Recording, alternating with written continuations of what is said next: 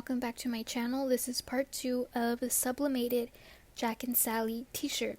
In the previous video, I showed you how to transform the black and white Jack and Sally SVG into a colorful SVG perfect for sublimation.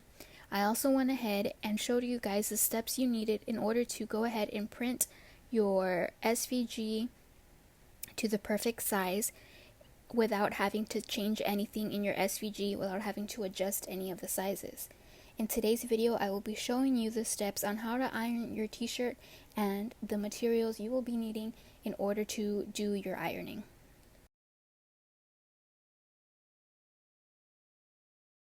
The first thing we are going to need is a spray bottle.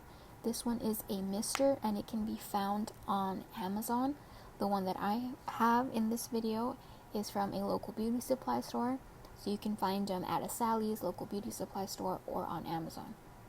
The next thing we are going to need is sublimation paper. The one that I've provided here is the one I'm going to be using in the video and can be found on Amazon as well. The next thing we are going to need is heat tape.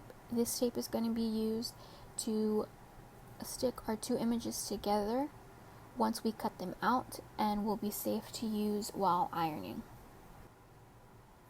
The next thing we are going to use is our sublimation t-shirt.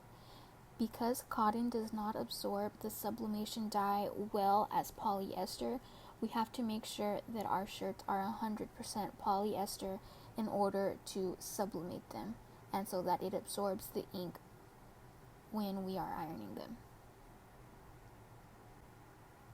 This t-shirt can be found on Amazon. The one I provide in the video is from my local HTV store. The next thing you are going to need is gift boxes or poster paper. These gift boxes can be found at Walmart, Staples as well, or the poster board can be found at the dollar store or at Walmart as well, even Target. The one I provided here is from Target. These boxes is what I had on hand, so I cut them out into a square the size of where my image is going to be, and this piece of cardboard is going to go inside of the shirt while ironing, so that when we press the iron down onto the image, onto the shirt, it will not transfer the ink to the other side of the t-shirt.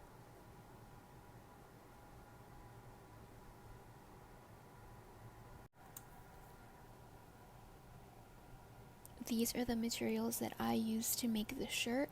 It is the sublimation paper, the mister, and the heat tape, as well as the Epson printer.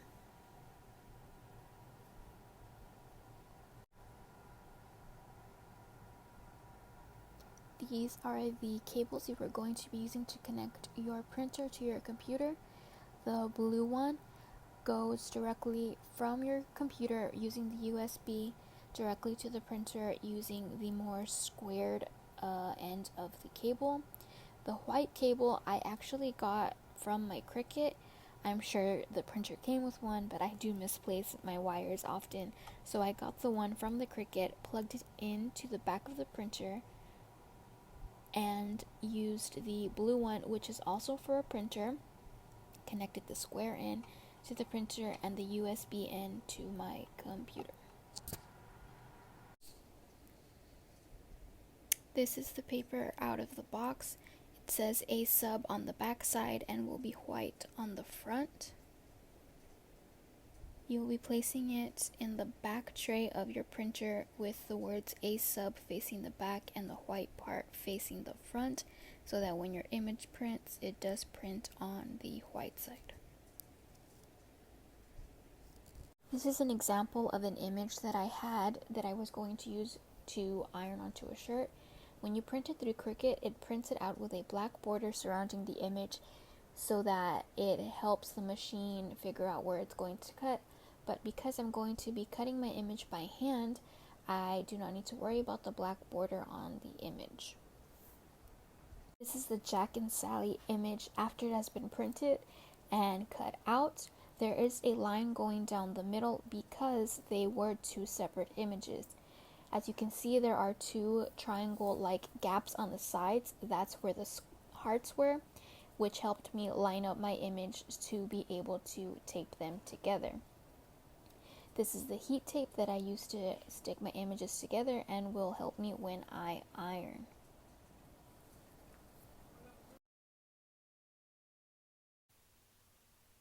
This is the shirt that I got at my local HTV store. It's pretty similar to the one I found on Amazon. And before I iron, I make sure to place my t-shirt centered on the iron so that when I'm going to iron my image, I can figure out the perfect spot to place it at. The way I do that is by getting the end seam of where the shoulder is and place it to the very edge of my iron. And from there, I go ahead and insert that piece of cardboard that I mentioned earlier. In this clip, I already have it inserted. What I did was mist the piece of cardboard and place it in the t-shirt. I didn't completely soak the piece of cardboard. I just got it a little damp and placed it in between the t-shirt.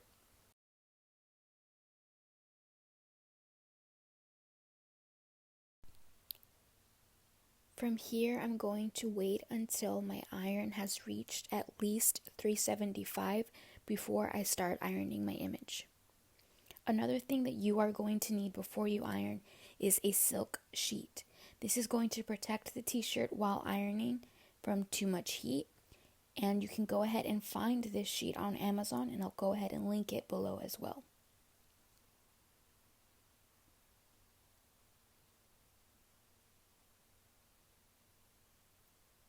At this point, my iron has reached 375, and I have placed my image onto the shirt with the silk sheet on top, making sure that my image is centered onto the t-shirt.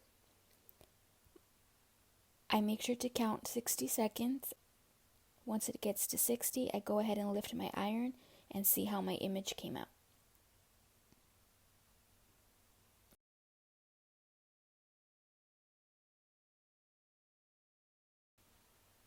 Once I lift up my iron, I remove the silk sheet and slowly remove the paper to reveal my image.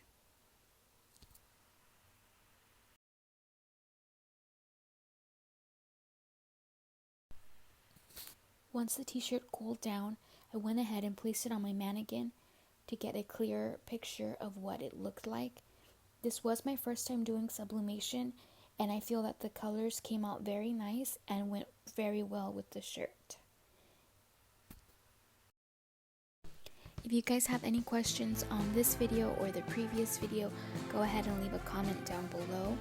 I am not a pro at ironing or using the Cricut.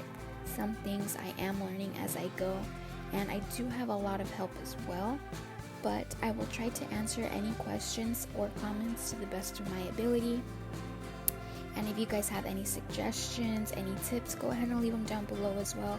I'd love to interact with anybody in the comment section. Please don't forget to like, share, and subscribe, and ring that notification bell, and I'll see you guys on the next video.